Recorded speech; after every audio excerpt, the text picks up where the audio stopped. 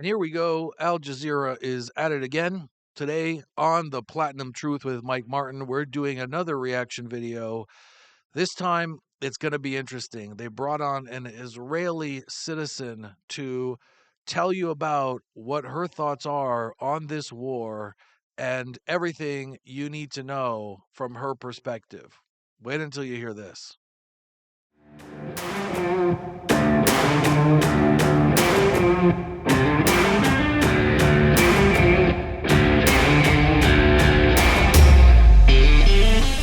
Welcome to the truth, the platinum truth. Are you ready? Live from Miami, Florida, USA, and broadcasting around the world. You're listening to the Platinum Truth Podcast, the show that covers everything going on that you need to know about. The people have voted. Are you ready? And now, here's your host, Mike Martin. All right, here we go. Let's jump right in. This is The Take on Al Jazeera. My name is Deanna Putu, and I am a lawyer. She didn't introduce herself as a human rights lawyer, though, for some reason. That's kind of odd, wouldn't you think? I think if you're a human rights lawyer, that comes into play. It comes into play because of you're obviously involved in the situation, but also because we know human rights lawyers almost always at a near 100% level have a particular political persuasion, a particular political bent. They are typically very far leftists. Okay. But let's see if we can find out if that's the case with this woman. Deanna, welcome back to The Take. It is always good to have you on the show. The last time They've had her on before. That is going to inform you that they like what she has to say. They like her takes.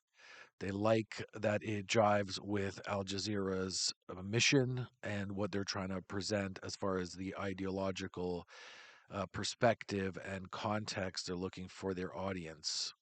time that you and I spoke, it was during the announcement of the ceasefire between Israel and Hamas, a ceasefire broken by Israel time and time again. And now I'm finding you. The producer right there chose to shift the camera over to this Israeli woman who nods in approval when the host says that Israel broke the ceasefires when it came to the Gaza war over and over and over again. And the producer wanted to make sure that they caught this woman's nod. She is telling the audience, yes, this is true. I'm an Israeli and I can't deny this. So right away, we're seeing the positioning here by Al Jazeera. When Israel and the US are bombing Iran, and Iran is retaliating across the Gulf and Israel. So not Israel and the US is bombing Iran and Iran is bombing Israel and the Gulf nations, but instead Israel is and the United States is bombing Iran and Iran is retaliating. Now that right there is informing you that Al Jazeera wants their audience to believe that Iran is the innocent player here, that Iran is the victim. This war has caught you outside of Israel, but you are a resident of Haifa. So how has it been for you to watch it play out? Look, this is absolutely terrifying. He's asking her how it's been for her view and how this is playing out, despite the fact that she's not in Israel. So she's getting secondhand information at best. She's not there, which you're never going to be able to be anywhere close to as informed if you're not actually on the ground. And that's why journalists actually go to war zones, because they know that you're not actually going to get an informed, accurate opinion unless you're there. But nevertheless, they brought her on to tell the audience what things are like there. And the reason that it's terrifying is because this is a war that the Israelis had been planning for such a long time. Benjamin Netanyahu said as much. He said that he's been yearning, those were the words he used, the word he used, yearning for this for 40 years. A couple things there. She doesn't say my people or my country. She calls her people the Israelis. Now, think about whenever you talk about your own family. Do you say the Martins in the case of my family? Do you say with your own country the Americans if you are an American? No, you only say that if you don't feel like you're a part of this place. If you feel extended or dislocated from your own kinfolk. And he has not only roped in the United States, but it's affecting countries all throughout the region, and it's going to affect the entire world. Israel did not rope in the United States. The United States has been a part of the conflict with Iran since 1979. As per Iran, particularly the mullahs, the Islamic occupation of Iran's desire to have ongoing conflict, ongoing war with the United States. They didn't need to be roped in. The embassy takeover in 79 by Iran, the US embassy takeover was the first declaration of war. Then hundreds of other acts after that, like the situation in Lebanon that was sponsored, the bombing of the military bases in Lebanon that was sponsored by Iran. Iran has been actively engaged in a war with the United States that Iran has declared on the United States. So, U.S. America didn't get roped into anything. If anything, it was Iran that roped them into this war. But also, when you look at what it is and how this war is playing out, the Israelis and the Americans are doing to Iran the very same thing that they did to Gaza. And so Gaza has become the model. Very same thing they did to Gaza. You mean reacting? And in the situation in Gaza, I mean, let's go back even to the most recent incident of extreme violence. The Gazans went into Israel and killed hundreds of people. Okay, hundreds. They took over 100 hostages. And again, Israel retaliated. So, how is it that you can say that Israel is doing something to the Gazans when the Gazans reached out to Israel and committed these horrific acts? And similarly, in this case with Iran, Iran has been killing Americans, killing Israelis since 79. No one's doing anything to the Iranians except for reacting to their terror and their violence and their calls for the death of Israel and the death of America, the big and little Satan. This woman's view is incredibly shifted and completely the opposite, a 180 of the reality. Both for what they're doing in Iran, as well as what the Israelis are doing in Lebanon. And rather than the Israelis being held accountable, they're spreading this system all throughout other places. Iran, Lebanon, it's continuing in Gaza. The Israelis and the Americans are spreading this to other places. It's the Iranians who have proxy military, proxy terrorist organizations around the world, including the places you just mentioned, but around the world, in places even like Argentina. It's incredible what this woman is talking about right now. Gaza and also in the West Bank. And we just don't even know where this is going to end or how it's going to end.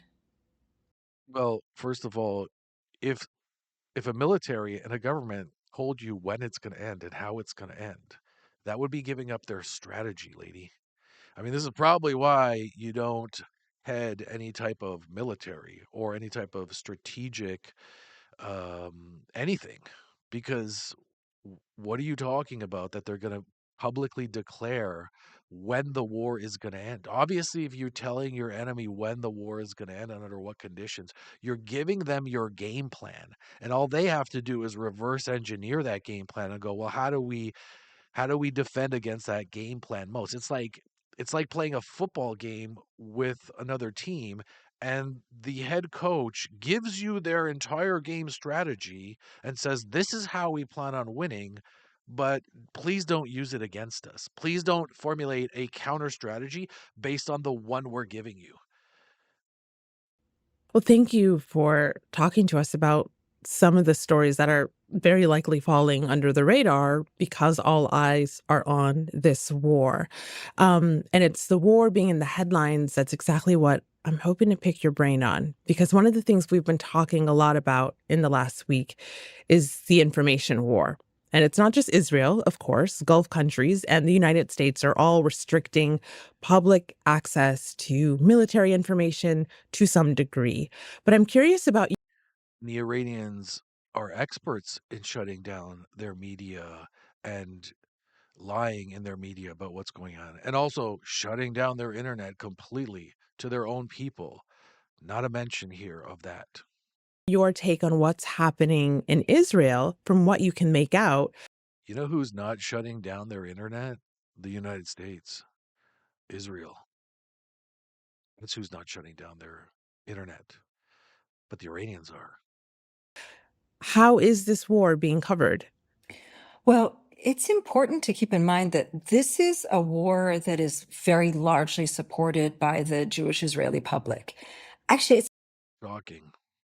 Shocking. How dare they? it's kind of shocking. I've never seen people. She's shocked. She's shocked that the Israeli public and the Jewish public and the Israelis around the world and the Jews around the world are supporting their own country and people. You're shocked. You're shocked that they're not traitors like you are. And by the way, this woman, what she also doesn't understand is deep down inside, all of these people that she's shilling for, as far as Arabs, the Muslims that she's shilling for, the Iranians that she's shilling for, the Gazans, deep down inside, and they a lot of them talk about this to themselves, but deep down inside, at the very least, they look at this woman as a fool, as a traitor. And by the way, something to remember, something we all know, is that there's only one thing worse than your enemy, and that's a traitor. And if there's any people around the world that feel strongly about traitors, we know it's Muslims. We know what they do with traitors. We know what their book says to do with traitors. And we know what the Iranians do with traitors. We know what the Gazans do with traitors. They execute them, but before they do, they torture them. People yearning for war as much as these statistics are showing us. On the low end, it's 81% of Jewish Israeli society. On the high end, the figures are 93%. That is incredibly high. Wow. And so when you see these figures, one would expect that there would be some desire to at least be portraying this war in the way that it should be portrayed. But The way she thinks it should be portrayed with her slanted views. Okay, so 80 to 90% of Israelis want this war, is what she's saying. You know what they want? Here's what they want. Here's what 80 to 90% specifically want. They want an end to the Iranian terrorist regime. That's what they want. And they understand it's going to take a military solution because the Iranians, the Islamic occupation of Iran. When I say Iranians, by the way, I'm talking about the regime, not the public. The public is 90% against the regime and very peaceful, very smart, good people who also want the Iranian regime displaced and uprooted. So that's what the Israelis want. They want a war that will end their misery of constantly being threatened by somebody. Imagine having a neighbor and they're constantly telling you they're going to kill you, and they're launching and shooting guns at your windows in your house all the time on a regular basis, and you realize you've talked to them, you've asked them to stop, they refuse. Their response is, no, no, no, you don't understand. We're going to kill you. One day, all this shooting is going to result in all of you dead. And so you realize pretty quickly that the only option you have is to take these people out, which is a war. And unfortunately, that's what it's come down to for the Israelis. Imagine yourself and your nation being in the same position. Would you think anything differently? You would if you're a fool like her. If you're a fool or a traitor like her. That's what you would think if you thought differently. That's what you would be if you thought differently. Instead, it's been a war in which a lot of it has been kept silent. So, Yeah, do you understand a single thing about strategy? You're not going to telegraph things to your enemy.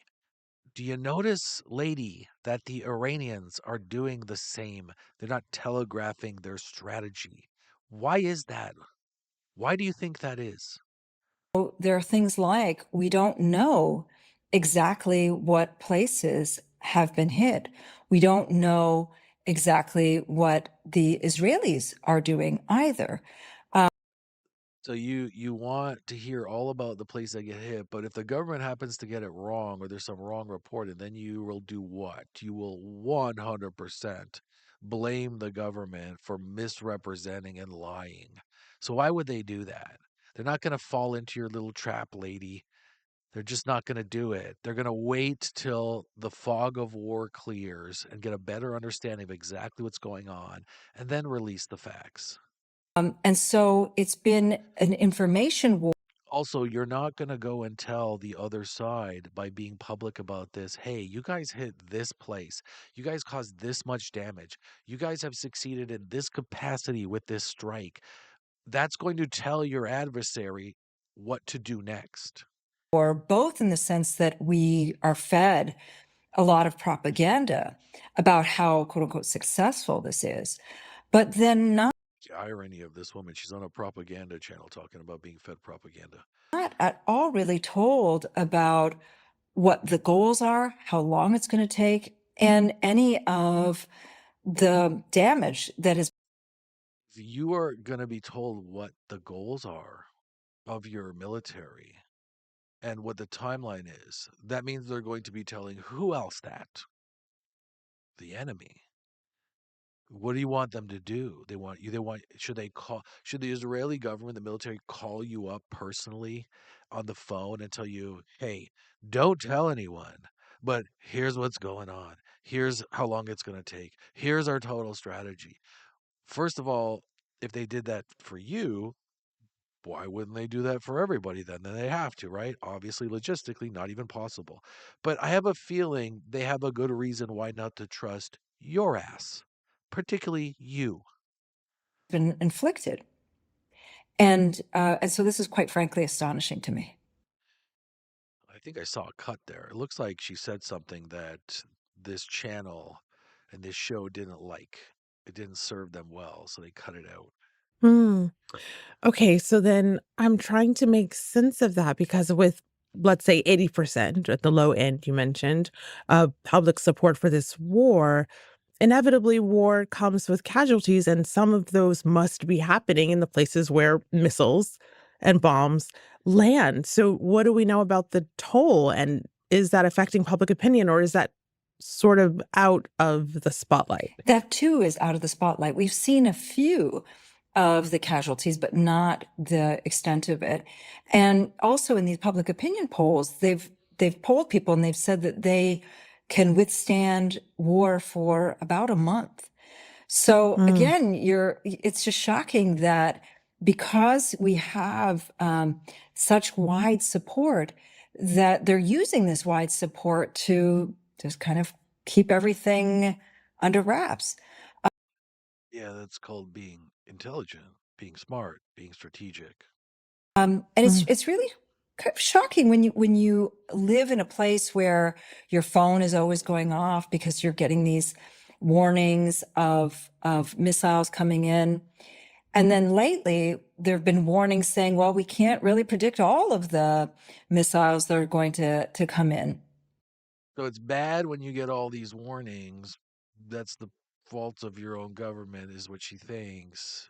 But it's bad when you don't get enough warnings as well.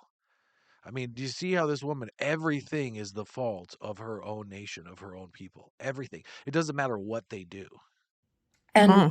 And so the information Imagine having a friend like this. Imagine having a wife like this, where everything you go to a party or you do something with your wife or your husband and you get in some sort of skirmish, some argument with people, and your significant other, every single thing they point out is your fault as a couple, your fault.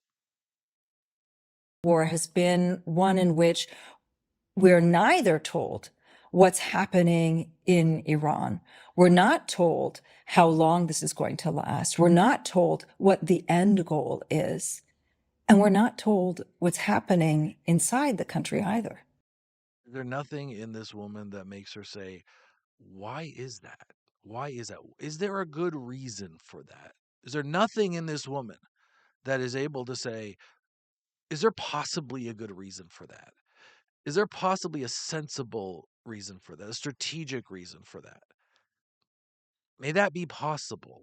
Because both sides are doing it. So could it be possible that there is a good reason for that? A strategic reason, an intelligent reason. But I guess she's not able to go there in her head.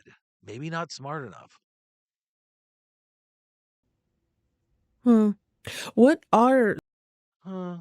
the restrictions and That was it. She posed this profound question to the host, and her response was, huh.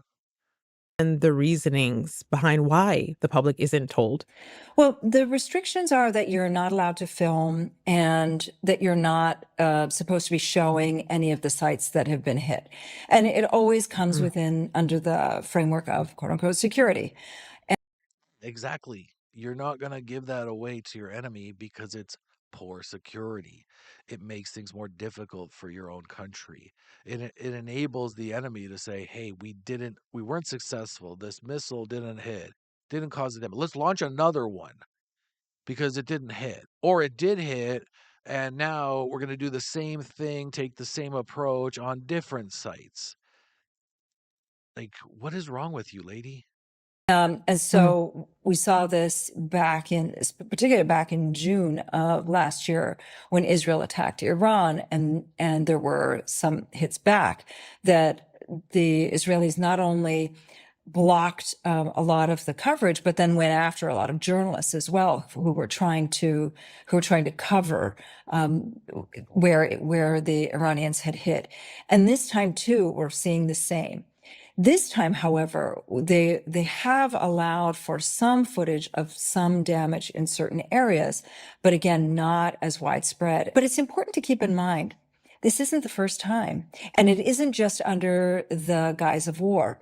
Israel has an active censorship office. In fact, their press office is called the Censorship Office. And so a lot of what foreign journalists have to I like how the host is surprised. Like, does she have any idea what's going on in Iran in the last 47 years as far as censorship is concerned? Does this lady have any idea? go through working with Israelis is that they have to submit to the Israeli censorship rules. So this is not at all unusual. I think if this woman had her way, she would feel it's only fair to let all of the Iranian military in to take just a quick look, and the intelligence services of Iran. It's only fair. Why not? Why not? What damage could it possibly do, right? Hmm. Okay, well, you mentioned the so-called the 12-day war between Iran and Israel in June. From what we gather based on the reporting that was done, where you reside, Haifa, suffered some pretty serious Oh, yeah. damage. The government has come out and And this woman thinks that's Israel's fault. Like, notice how the damage that is caused by Israel to wherever, Iran or the GCC countries, that's Israel's fault. The damage that's caused by Iran to Israel is Israel's fault. I mean, imagine having a friend like this, a spouse like this. Like I said, this is the exact kind of citizen you never want in your country. If you had a little island that you were building and you were going to have a population of 20, you don't want anyone like this on the island. and said that they estimate the cost of the damage around the country to be around $3 billion. But as you're saying, because the full extent is not really known, does that figure even track for you? Does that feel accurate? No, not at all. Not at all. Because I don't think that it takes into account all of the damage to buildings, the damage to infrastructure, the damage to I don't think it does. So she doesn't know. She's admitting she doesn't know by saying, I don't think. She doesn't say, I know it doesn't. She said, I don't think it does.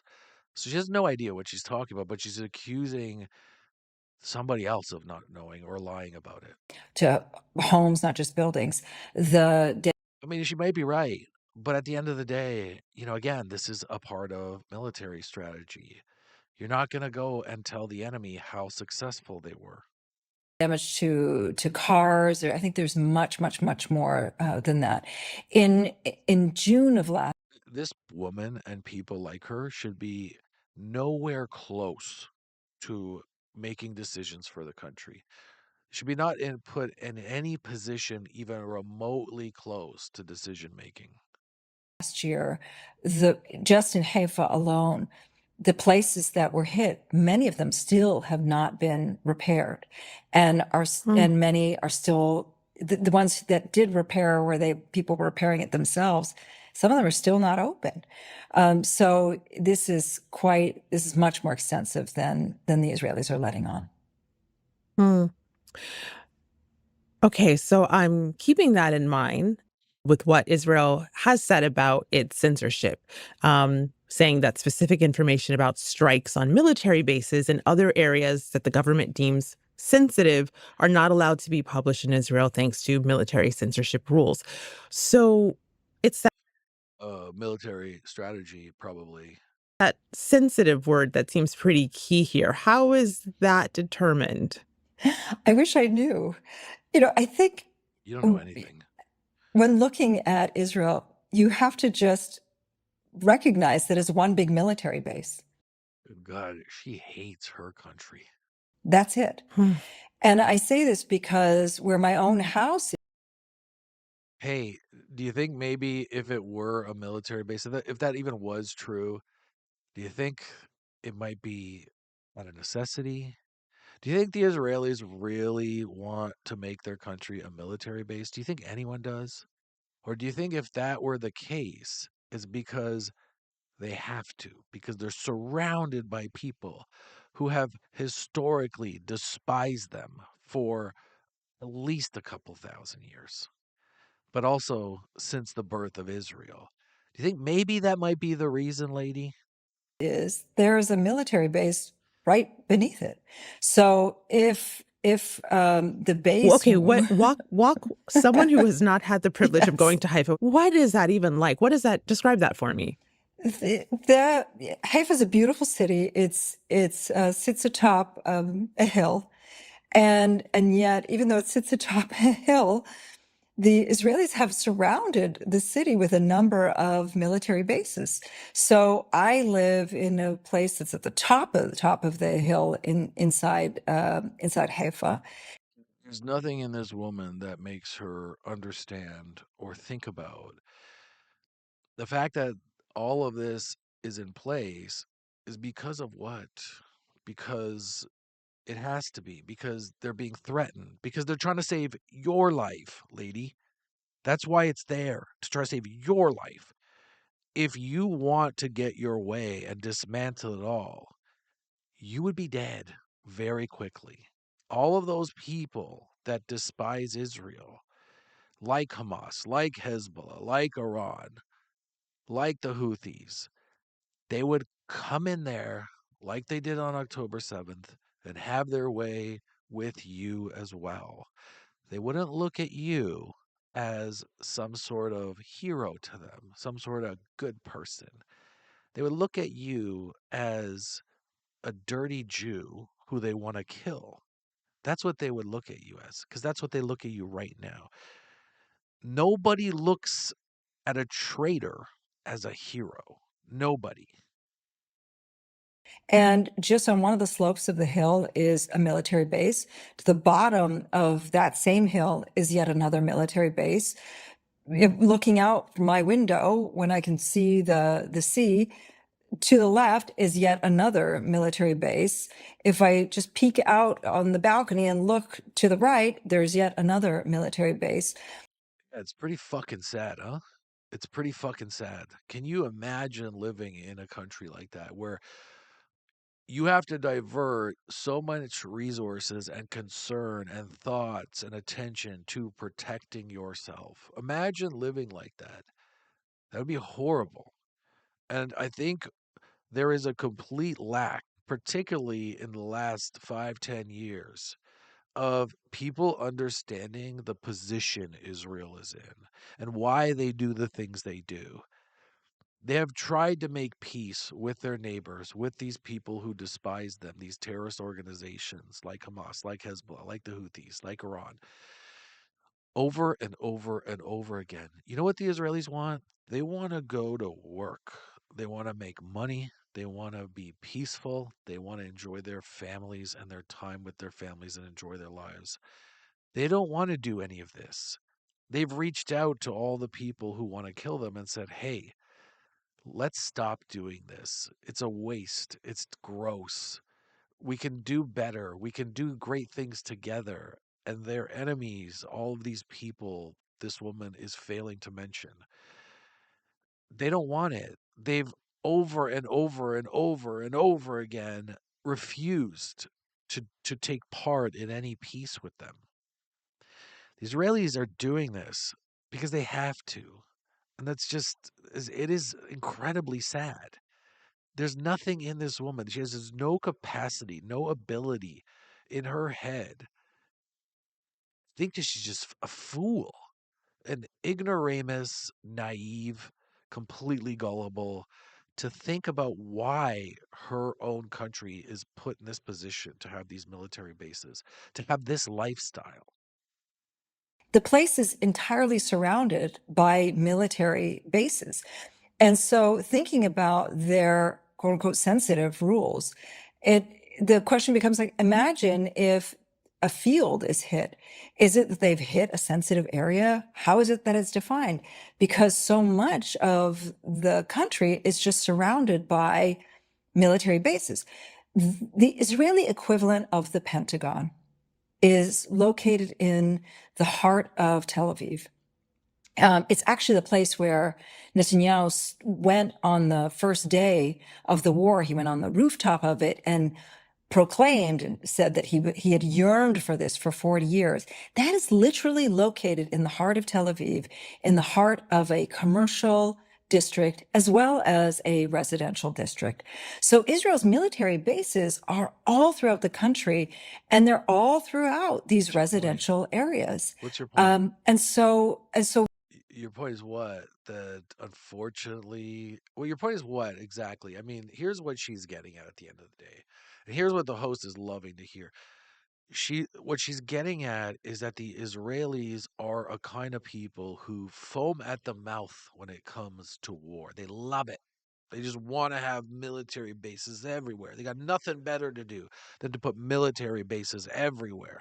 Zero. That's all they want to do because they just want war all the time. That's what this woman keeps implying, but she's too cowardly to just come out and say it. So it's this implication of like how terrible is this? They have military bases everywhere. This shouldn't be the case. No, it shouldn't be the case. Do you have anything inside of you that jumps to the next logical thing inside your brain and says, "Why is that?" Oh, it's because you believe the Israelis are terrible, violent, horrible people. That's what you believe. the really, again, the question becomes, what is considered to be sensitive when they've packed the place full of military bases, and everywhere that you turn, you can see one or another everywhere you go. You know what's sensitive? All of the military bases and everything else. How about that? How about if you shoot a missile over and you hit a store, a home, a playground, a bus, a military base? It's all sensitive. Is that okay with you? Or are you going to somehow propose that a school is sensitive and a military base isn't? Or this home is, but this home isn't? Like, what is your point? We'll have more with Deanna after the break. No, thank you. I'm just kidding. We're going to listen to it.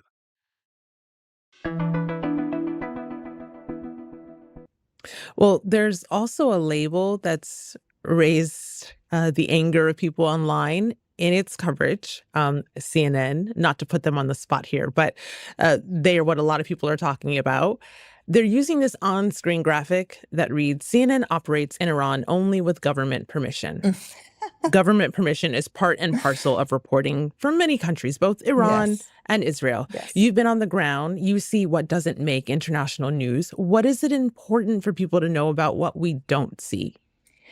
Well, what we don't see, well, first, it's important for people to know that in order to be a journalist covering Israel, you actually have to get permission by the Israeli authorities.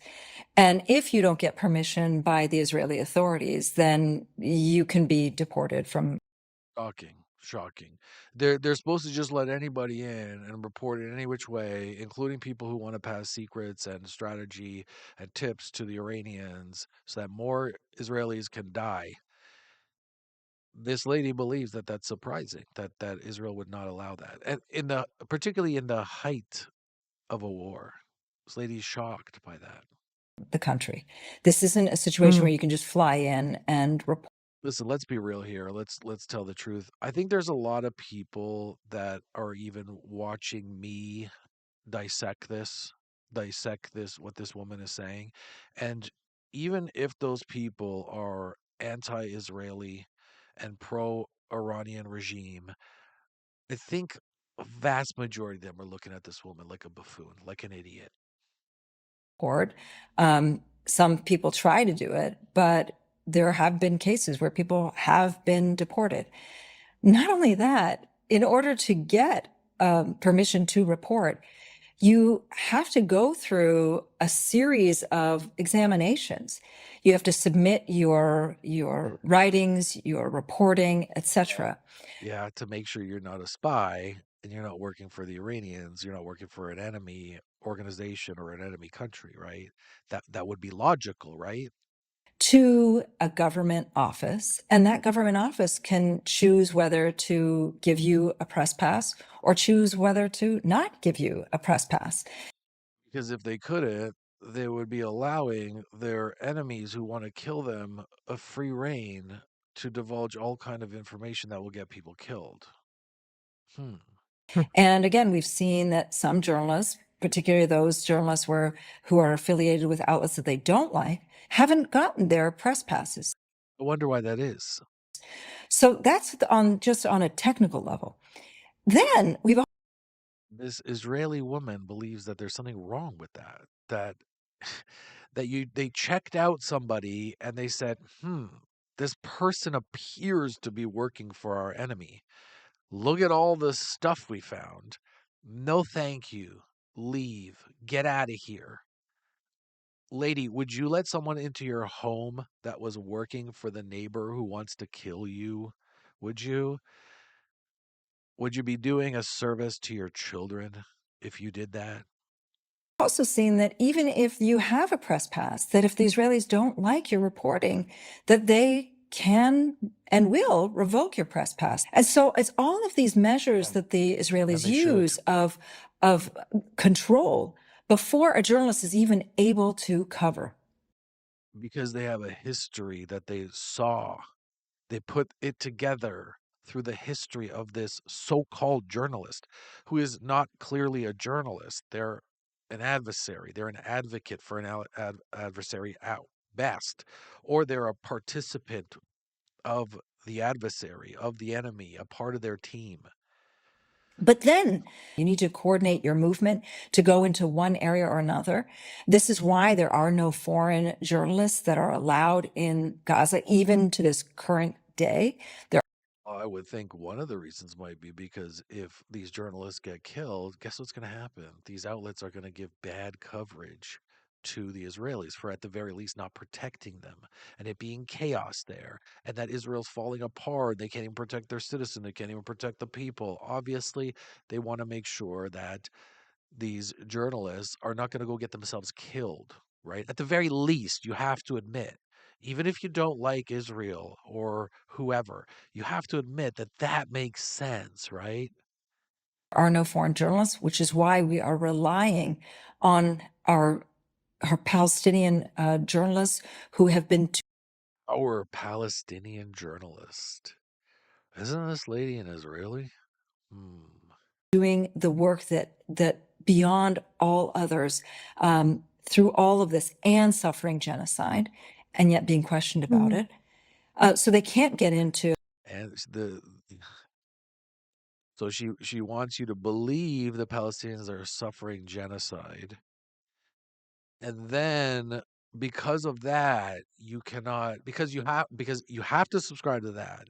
And when you do subscribe to that, you then have to also think, well, you cannot even question these Palestinians either because they are suffering a genocide. And by the way, I'm telling you they're suffering a genocide. You just got to take my word for it. So you cannot even question them. You know what's going to happen if you let that go? Suicide bombs, havoc, violence, more people dying. to places as well. And then even after that, That's how Hamas and Hezbollah will slip people in, and Iran will slip people in to Israel to commit more acts of violence and bloodshed. If Israel doesn't, I shouldn't say we, I'm not Israeli, I'm not Jewish. If Israel doesn't have these protocols in place, then Hezbollah, Hamas, Iran, the Houthis, their enemies, all of them are going to say, this is how we get in. This is the weakness. We saw exactly how Hamas operates when they see a weakness. We saw that at the very least on October 7th. oftentimes stories themselves are subjected to censorship and to the censorship rules. Right now, we're even seeing that You're in a war. It's kind of a necessity. it's gone beyond that, that the Israelis are passing legislation to bar certain media outlets from being able to operate inside Israel, including Al Jazeera. But Why do you think that is? Why do you think that might be the case? Do you think they're doing that because Al Jazeera is covering things fairly and there's no problems? Or maybe they're doing that because they see something that is threatening the lives of Israelis, right? Or that Al Jazeera is being dishonest about the war, right? Maybe that's why.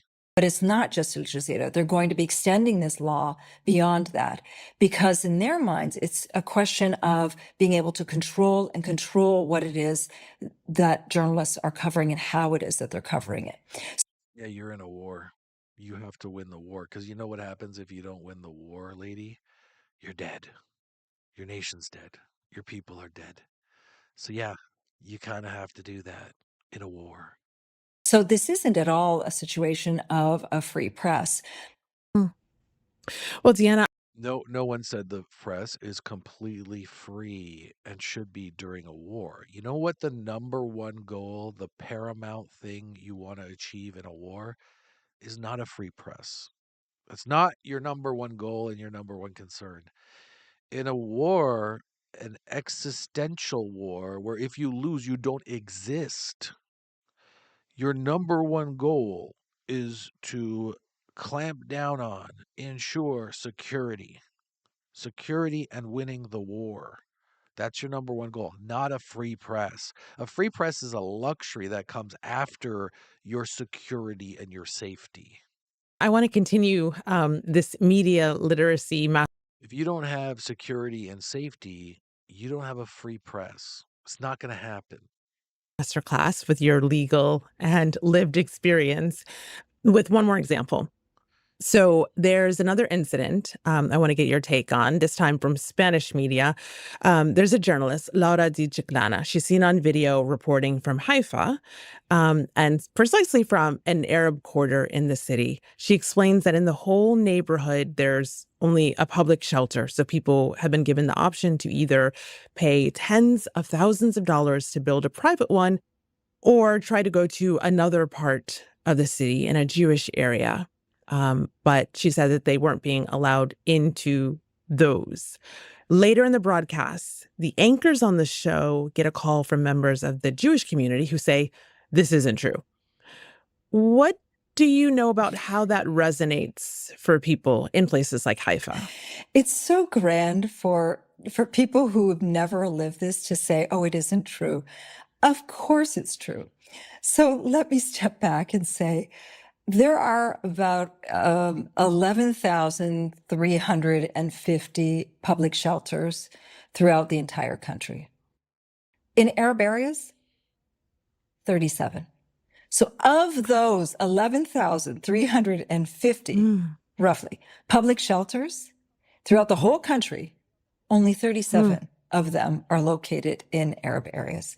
So, you can do the math and you can see exactly how it is that Palestinian areas are not at all given any of the services that Jewish Israeli communities are given. So why do they choose to live there?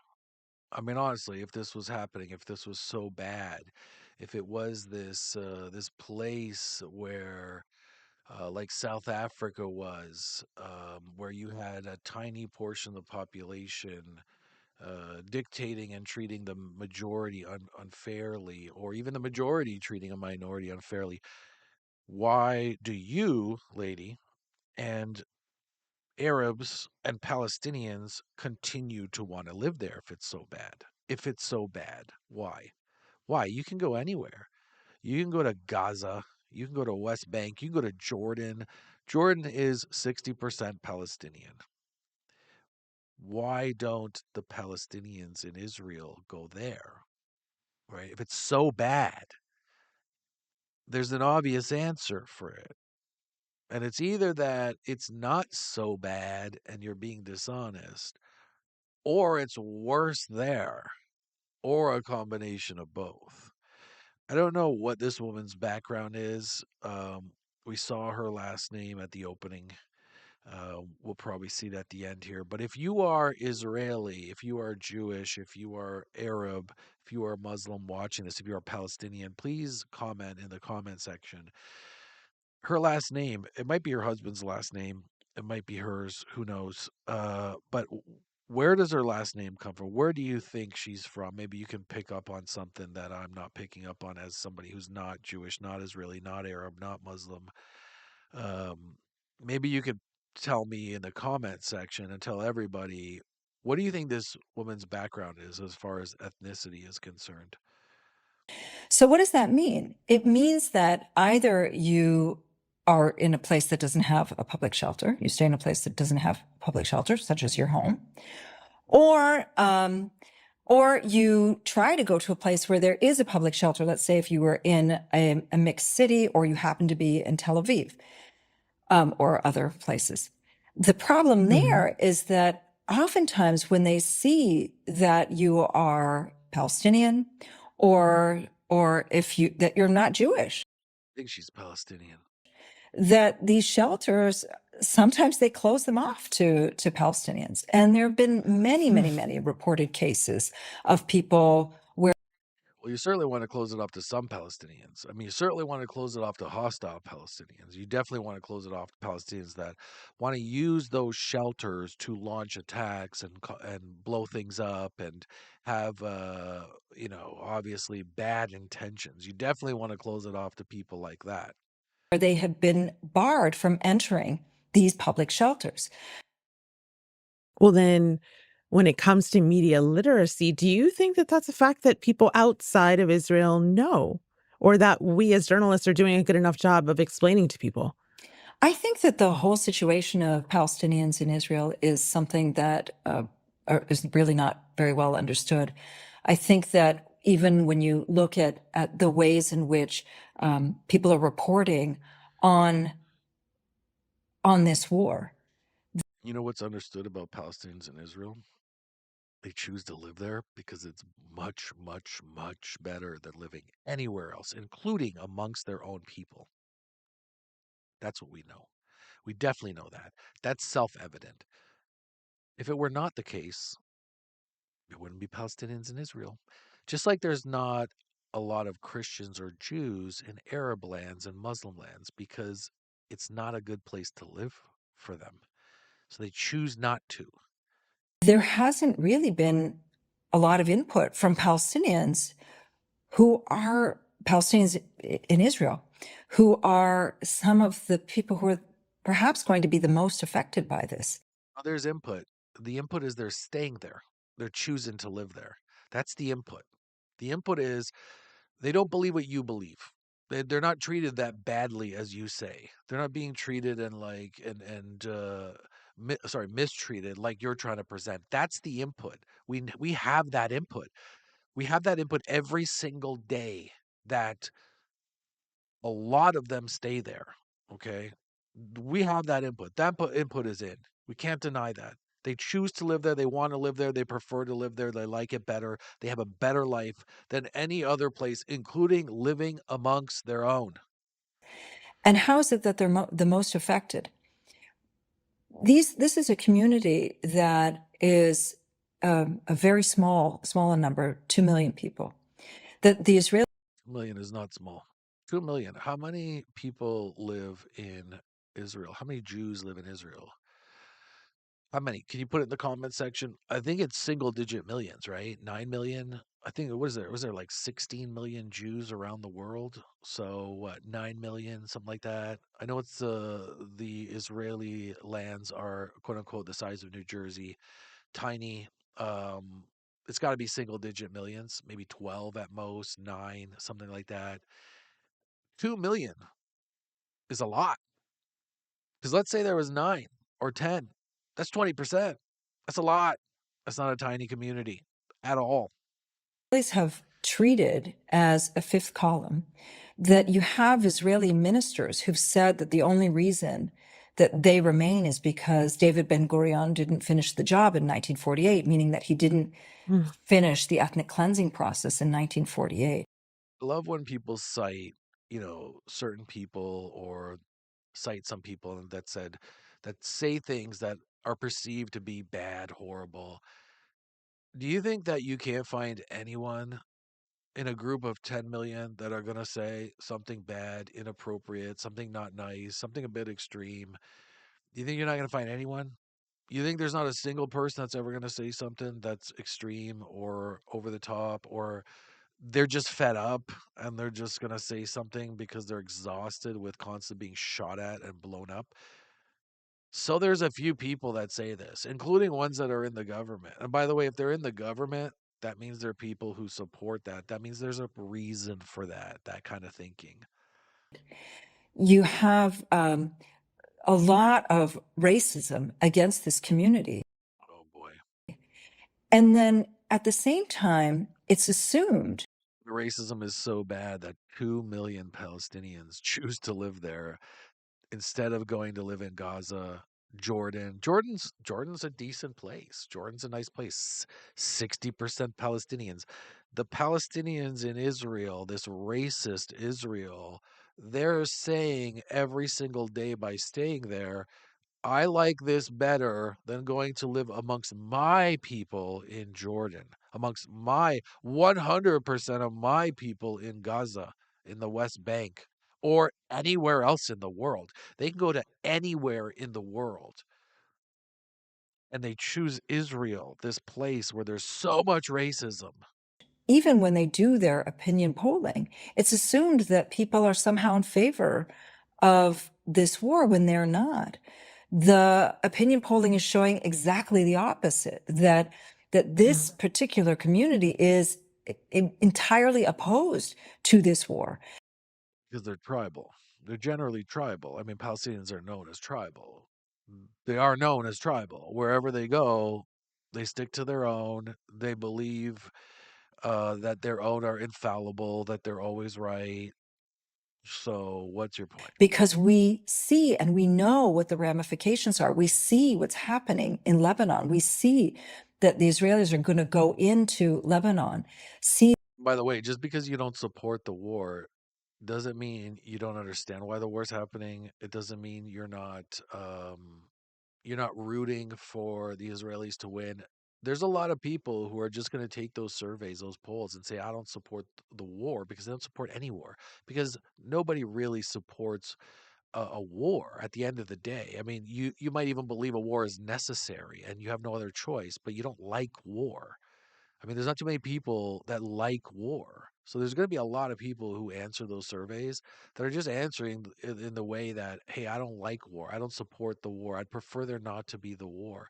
And they're going to try to state that in that manner, but there's a lot more to it than that. Lebanese territory and stay there, just in the same way that they've gone into Syria and are staying there, just in the same way that they've gone into Gaza and are not leaving, and just in the same way that they remain in the West Bank and are slowly trying to ethnically cleanse the place. That has to do with the fact that every time Israel went into a place, tried to clean it out of people who are trying to kill them, they left, and all that does is continue the conflict.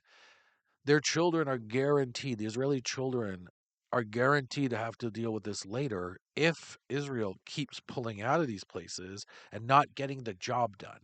And frankly, that's been, in Mike Martin's opinion, the problem and the reason why Israel is still dealing with this today. They should have gone into these places, stayed there, and solved the problem once and for all. Don't leave there until the problem is solved. Once you've cleaned up the problem and you don't have any more people who want to destroy you, annihilate you from river to the sea, send you into the sea, then you shouldn't come home. You haven't got the job done. And I think that's part of Israel's problem. I think that's also why October 7th proved this. October 7th proved that everybody on the left in Israel has to now admit, for all of these decades, they've been wrong with regards to how they believe they should tackle the Palestinian Israeli issue, how they should approach Palestinians. They were proven wrong on October 7th. Every single leftist that has tried to make excuses for the Palestinians has to now say, after October 7th, I was wrong. If you learned anything from October 7th, you have to walk away from it saying, I was wrong. We cannot work with these Palestinians. We cannot, because they don't want peace. They want to do one thing: kill us and kill the state of Israel. And it doesn't matter if it's Israel or any other country. If it is you and you are in that position, you have one choice to make at that point, and that is to protect yourself and protect your family and protect your country as a nation so that it can exist. And you don't delude yourself that your enemy is like you and they want peace. When they tell you over and over again, and they put it in their charter, we don't want peace. We don't want peace. We want you out of here. We want to kill all of you. It's in our book. It's in our Quran. It's in the book, in the thing we believe in most: to kill you, to annihilate you, to destroy Israel. And so it's a community that has been entirely forgotten. We're going to wrap this up soon. And yet at the same time, it's a community that it's assumed that they are so on board with this war when they're not on board with this war. And at the same time, a community that. You know why the Israelis and the government assumes the Palestinians are on board this war? Because they live in the state of Israel. Because as a good Israeli citizen, you would expect to support your country, and you would make sure that you're going to support your country so it doesn't get crushed and killed. Yes, yes, they expect them to be supportive, lady, unlike you, unlike your treasonous self. That hasn't at all been protected by any of the systems that the Israeli government has in place for Jewish Israelis. Quite the opposite. They're the ones who are being targeted. So, If they are, and it's so bad, they wouldn't stay there, right? Right? Self-evident. in the big scheme. And please don't say things like, "Oh, not everyone can leave. Oh, oh, not everyone can relocate. Oh, some people have no choice." Yes, some people do, but not 2 million. Not 2 million. That's for sure. Not even close. Maybe like 2,000. 20,000 at most, but not 2 million. And let's put it this way, whatever the number is, it's not even remotely close to 2 million. Okay. Maybe 1%, 2%, even 10% would be 200,000 would have no choice. But they do have a choice. Of things, as people are focused so heavily on whether soldiers are being killed in Lebanon, and we've seen headlines about that, and where missiles are falling in Tel Aviv, I think the human element of what it means for Palestinians, what it means for this community, these are people who have survived the Nakba, or who are the descendants of people who have survived the Nakba. These are people who are She's definitely Palestine. She's got to be the Nakba. The Nakba. Here we go with the Nakba. now living amongst people who have either perpetrated the genocide or The other thing about the Nakba is that, and all this land that people who want to criticize Israel, criticize the Jews, say they stole the land.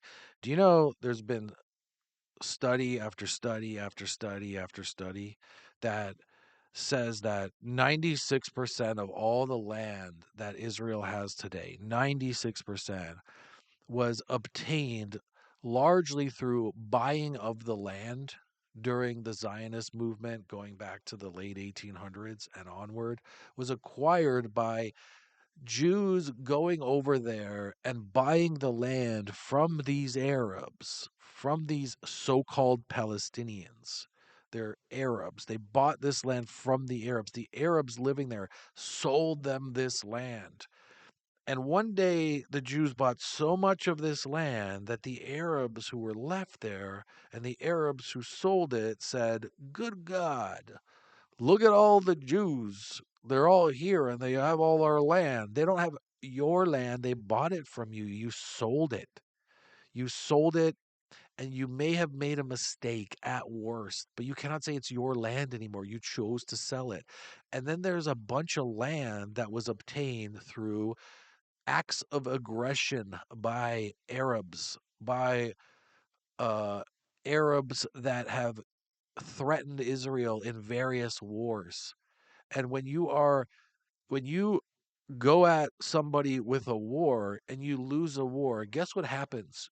You have to pay a price for that. You have to. And it makes sense that you have to, like losing parts of pieces of land. And the reason why you have to, there absolutely has to be a price like that, is because if you don't pay a price for launching a war, guess what's going to happen? If you launch a war and you lose that war, right? And then everybody goes, okay, let's just reset things back to the way they were before you launched a war on us. Then what lesson is there for the people who launched the war? None. Guess what they're going to do next? They're going to launch another war because they're like, well, there's no price that we have to pay. We just get to hit the reset button and keep trying. And we only have to be right once. We only have to win once. We could try 10 times. And if we lose 9 times, the first 9 times in a row, we just get all our shit back and we get to try again. So why wouldn't we just keep trying to annihilate these people? Why? Why not? It doesn't cost us anything. It's a free roll. We get to keep going. We get to keep doing it. So there has to be a price. Absolutely has to be. That's been the case throughout the history of mankind. That's what happens when people lose a war. They have to sit down and be made to pay a price so they don't do it again. are supporters of a genocide. Very few people are asking this community, what is your day-to-day like? And what does the future mean for you? You don't have to ask them. They know they're there. They want to live there. They stay there. So obviously the answer is that it's not that bad. It's not as bad as you're making it out to be. It's not, it's so good that it's better than if they had lived somewhere else. It's their first choice at the end of the day. Can't be that bad. And that's it. Okay, Malika Bilal, the host. What a host. She exhausts me, but this has been fun. I appreciate it, guys. Please post your comments, any questions you have underneath this video. Please like and subscribe. Please share this video. I love doing this. I love watching these Al Jazeera shows, giving you my take on it, giving you my take on The Take by Al Jazeera. Let's do it again soon. Thanks, guys. We'll see you soon. This has been Mike Martin, The Platinum Truth, and we're out.